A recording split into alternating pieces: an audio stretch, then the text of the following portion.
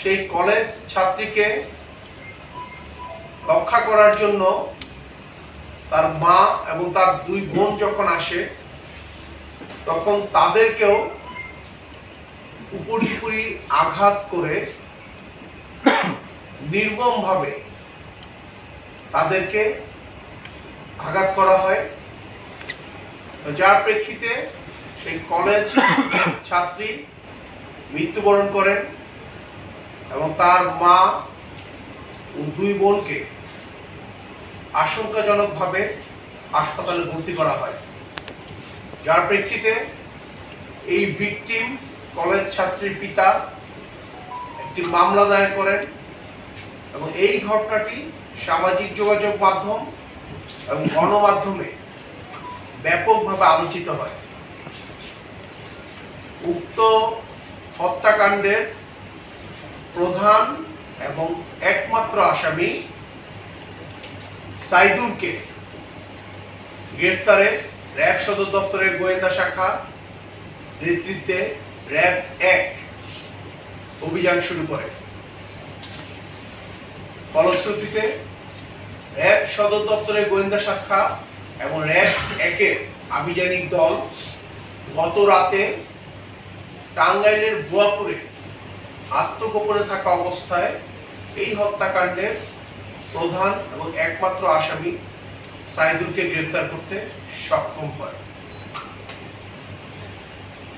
প্রাথমিক জিজ্ঞাসাবাদে উক্ত হত্যাকাণ্ড সম্পর্কিত তথ্য আমরা সাইদুরের কাছ থেকে পেয়েছি। প্রাথমিক তথ্যে তিনি আমাদেরকে বলেন, মূলত 2020 সালে করোনাকালীন সময়ে ভিকটিম এবং ভিকটিমের পরিবারের মা এবং আরো 3 বোনকে তিনি আরবি পড়াতেন।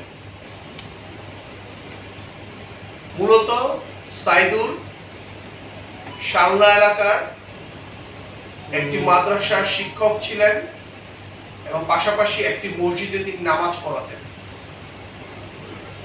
ধর্মীয় শিক্ষক হিসেবে তিনি বাসায় এই পরিবারের সকল সদস্যকে 4 থেকে 5 মাস এবং ছোট বোনকে প্রায় 6 মাস তিনি আরবি পড়িয়েছেন। পরবর্তীতে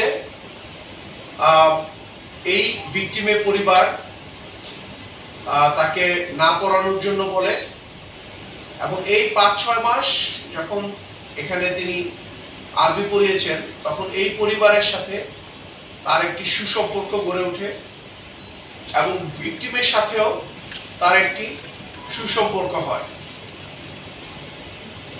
এবং ফলশ্রুতিতে ভিকটিমের প্রতি এই আসামি সাইদুর কুনজর দেন এবং মৌখিকভাবে তাকে অর্থাৎ ভিকটিমকে সকলের অসম্মতিতে গোপনে বিয়ে করেন বলে প্রাথমিকভাবে আসামি আমাদেরকে জানান, যেটা পরবর্তীতে ভিকটিমের মাধ্যমে ভিকটিমের পরিবার যখন জানতে পারে তখন ভিকটিমের পরিবার এই সাইদুরকে তাদের বাসায় আসা যাওয়া বন্ধ করে দেন এবং সাইদুরের পরিবারকে এই বিষয়ে জানান এবং তাদেরকে অনুরোধ করেন যে সাইদুর যেন তাদের মেয়ে এই ভিকটিমকে কোনো ধরনের উত্ত্যক্ত না করে। এভাবে বেশ কয়েকদিন চলাকালীন সময়ে প্রায়শই গ্রেফতারকৃত সাইদুর পথিমধ্যে ভিকটিম যখন কলেজে যেতেন, ভিকটিম একটি প্রাইভেট কোম্পানিতে চাকরি করতেন, যাওয়ার পথে তাকে উত্ত্যক্ত করতেন, যার প্রেক্ষিতে অক্টোবর 2022 ভিকটিম থানাতে একটি অভিযোগ করেন তাকে উত্ত্যক্ত করার ব্যাপারে এবং এই অভিযোগের প্রেক্ষিতে কয়েকদিন তাকে উত্ত্যক্ত করা বন্ধ ছিল। পুনরায় গত 2 মাস পূর্ব হতে আসামি সাইদুর ভিকটিমকে প্রেশার ক্রিয়েট করা, উত্ত্যক্ত করা এবং সামাজিকভাবে তারা বিয়ে বন্ধনে আবদ্ধ হওয়ার জন্য প্রেশার দিতে থাকে। এখানে আরেকটি বিষয় উল্লেখ্য, ভিকটিম একজন ভালো মানের ছাত্রী ছিলেন। তিনি এসএসসিতে ভালো রেজাল্ট করেছেন, এইচএসসিতেও করেছেন এবং তিনি সেখানে একটি কলেজে স্নাতক অধ্যয়নরত ছিলেন এবং সাম্প্রতিক সময়ে তিনি আইএলটিএস সম্পন্ন করে ইউরোপের একটি দেশে স্কলারশিপে যাওয়ার সমস্ত বন্দোবস্ত করছিলেন। এই তথ্যটি আসামি সাইদুর কর্তৃক অবগত হওয়ার পর তিনি আরো ক্ষিপ্ত হয়ে যান এবং মাঝে মাঝে ভিকটিমকে হুমকি দিতেন যে যদি তাকে বিয়ে করে না থাকে তাহলে প্রয়োজনে সে তাকে হত্যা করবে। যার প্রেক্ষিতে পুনরায় পারিবারিকভাবে আসামির পরিবারকে জানানো হয়েছিল, কিন্তু তারা সেইভাবে কোনো ব্যবস্থা নেননি।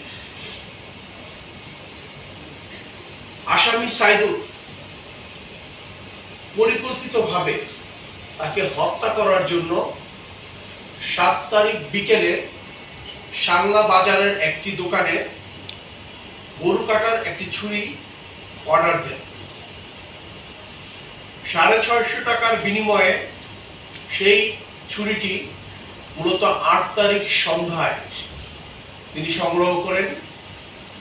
করে এই ছুরি সহ ভিকটিমের বাসায় তিনি রাতের বেলা আনুমানিক 7:30টার দিকে তিনি ভিকটিমের বাসায় যান। প্রথমত ভিকটিম যেই রুমে পড়াশোনা করছিলেন সেই রুমে প্রবেশ করে এই গরু কাটার ছুরি দিয়ে এলো পাথারি উপর্যুপুরি ছুরিকে আঘাত করেন। ঘটনাস্থলেই ভিকটিম গুরুতর জখম হন। ভিকটিমের চিৎকার শুনে অন্য রুমে থাকা ভিকটিমের মা এবং 2 বোন ভিকটিমকে যখন বাঁচাতে আসেন তখন তাদেরকেও আসামি সাইদুর ছুরি দিয়ে এলোপাথারি উপর্যুপুরি আঘাত করেন। এলাকাবাসী এসে তাদের এখানে আসার পূর্বেই সাইদুর সেখান থেকে পালিয়ে যান এবং ভিকটিমের পিতা এবং এলাকাবাসী এসে প্রাথমিকভাবে সকলকে গাজীপুরের সদর সরকারি হাসপাতাল সেখানে নিয়ে যান। সেখানে ভিকটিম মৃত্যুবরণ করেন এবং বাকিদেরকে উন্নত চিকিৎসার জন্য ঢাকার এখানে আরেকটি হাসপাতালে আনা হয় এবং ভিকটিমের মা এখনো আইসিইউতে চিকিৎসাধীন রয়েছেন। গ্রেপ্তারকৃত সাইদুর উক্ত ঘটনার পর সে টাঙ্গাইলে ভুয়াপুর এলাকায় তার এক বন্ধু বাসায় আত্মগোপনে চলে যায়। আত্মগোপনে যাওয়ার পূর্বে যাতে আইন শৃঙ্খলা বাহিনী তাকে শনাক্ত করতে না পারে সেই জন্য তার চেহারার অবয়ব অর্থাৎ তার যে দাড়ি ছিল সেটি তিনি হালকা কাটেন এবং চুলের একটু অবয়ব পরিবর্তন করেন এবং পরবর্তীতে তিনি তার ভুয়াপুর যে টাঙ্গাইল সেখানে তার এক বন্ধুর বাসায় আত্মগোপনে ছিলেন। আত্মগোপনে থাকা অবস্থায় র্যাব সদর দপ্তরের গোয়েন্দা শাখা র্যাব 1-এর আভিযানিক দল তাকে গতকালকে রাতে আটক করতে সক্ষম হয়। গ্রেপ্তারকৃতের বিরুদ্ধে আইনানুগ ব্যবস্থা প্রক্রিয়া দেবে। তিনি চট্টগ্রামের একটি নামকরা স্বনামধন্য মাদ্রাসায় তিনি তাকিল সম্পন্ন করেন এবং পরবর্তীতে তিনি যেটা বলেছি যে সামনা এলাকার একটি মাদ্রাসার শিক্ষক হিসেবে ছিলেন এবং একটি মসজিদের ইমাম হিসেবেও তিনি ছিলেন। গত 2 মাস পূর্বে মূলত তিনি এই 2 জায়গা থেকেই চাকরি ছেড়ে দিয়ে তিনি বিভিন্ন বাসায় তিনি পড়াতেন গৃহশিক্ষক হিসেবে। আর প্রাথমিকভাবে তাকে জিজ্ঞাসাবাদ এবং আমরা যে তথ্য সংগ্রহ করছি এখন পর্যন্ত তার নামে আমরা কোনো মামলার তথ্য পাইনি। আপনি বলছিলেন তার বিরুদ্ধে এর আগে নিহতের পরিবার একটি থানায় অভিযোগ দিয়েছিল, সেই অভিযোগের প্রেক্ষিতে কোনো ব্যবস্থা নেওয়া হয়েছিল? তিনি আমাদেরকে যেটি বলেছেন যে সেই অভিযোগের প্রেক্ষিতে থানা থেকে লোকজন তাকে সতর্ক করেছিল যাতে এই মেয়েকে ডিস্টার্ব করা না হয় যার প্রেক্ষিতে কিন্তু সে বেশ কয়েকদিন অ্যাকচুয়ালি উত্তপ্ত করা থেকে বিরত ছিল। এটা প্রাথমিকভাবে গ্রেপ্তারকৃত আসামির মাধ্যমে। প্রাথমিক জিজ্ঞাসাবাদে আমরা যেটি জেনেছি মূলত সন্ধ্যা 7:30টার দিকে সে যেহেতু ওই বাসায় সে ইতিপূর্বে গৃহশিক্ষক হিসেবে পড়িয়েছে এবং বিভিন্ন সময় তার যাতায়াত ছিল, সে সরাসরি মূলত ভিকটিমের যে রুম বা তাদের যে রুম সেখানেই চলে যায়। প্রাথমিক জিজ্ঞাসাবাদে আমরা যতটুকু জেনেছি সেখানে তাদের সাথে হাতাহাতির কথা সে আমাদেরকে বলেছে এবং মূলত তার কাছে যেহেতু ধারালো অস্ত্র ছিল এই জন্যই মূলত হাতাহাতির কারণে এই এলোপাথারি ভাবে উপর্যুপরি ভাবে সে সবাইকেই সে আসলে আঘাত করে। বাসায় যাওয়ার আগে সাইদুলের সাথে কি ভিকটিমের কোনো কথোপকথন হয়েছে মোবাইলে? ওই দিন হয় নাই, আগের দিনও হয় নাই। এর পূর্বে বিভিন্ন সময় ভিকটিমকে সে একটা প্রেশার ক্রিয়েট করা, তথ্য করা এবং যে বাইরে যে সে চলে যাওয়ার একটা পরিকল্পনা করছিল এটা না যাওয়া, এই ধরনের বিয়ের প্রস্তাব করে যেন সেখানে সে সামাজিকভাবে বিয়ে করে যেন অবস্থান করে, এই ব্যাপারে সে বিভিন্নভাবে প্রেশার ক্রিয়েট করেছে। সে আমাদের যেটা আমরা বলেছি মৌখিকভাবে যে বিয়ের বিষয়টি এসেছে সেটা ভিকটিমের পরিবার এবং আসামির কাছ থেকে আমরা জেনেছি। আমি আপনাদেরকে প্রথমেই বলেছি যে ভিকটিমের পরিবারের সকলকেই সে 3-4 মাস এবং ছোট যে মেয়ে তাকে প্রায় 6 মাস সে আরবি পড়িয়েছে বাসায় গৃহশিক্ষক হিসেবে এবং তখন তাদের সাথে একটা সুসম্পর্ক ছিল এবং সেই সুসম্পর্কের জেরে মূলত ভিকটিমের সাথেও তার একটা সুসম্পর্ক ছিল। সিলেটে অবস্থানরত অবস্থায় এই সময়টাতে মূলত তারা তাদের যে কাছে আমরা যে তথ্য পেয়েছিলাম সেটা হলো যে তারা পুনরায় সংঘবদ্ধ হওয়া। আপনারা জানেন যে আমরা দাওয়াতি শাখার প্রধান মাইমুনকে আমরা আটক করতে সক্ষম হই। যে মাইমুন আপনার আনসারুল ইসলামের একজন সক্রিয় সদস্য ছিল এবং আনসারুল ইসলামের যে নেতা হিসেবে যাকে বলা হয় চাকরিচ্যুত মেজর জিয়া, সেই জঙ্গি জিয়ার সাথেও তার সুসম্পর্ক ছিল এবং নিয়মিত তার সাথে যাতায়াত ছিল এবং তাদের মাধ্যমে এই নতুন জঙ্গি সংগঠন জামাতুল আনসার ফিল হিন্দ শারকিয়ার প্রাথমিকভাবে 15 লক্ষ টাকা তারা অনুদানও দিয়েছিল।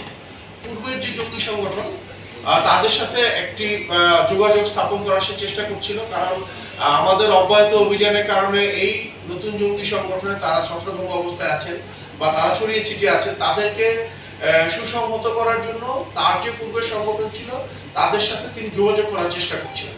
কোনো ধরনের এখনই কোনো ধরনের নাশকতা বা হামলার পরিকল্পনা এই সিলেটে বসে নিচ্ছিলেন কিনা এরকম তথ্য আমরা এখনো পাইনি।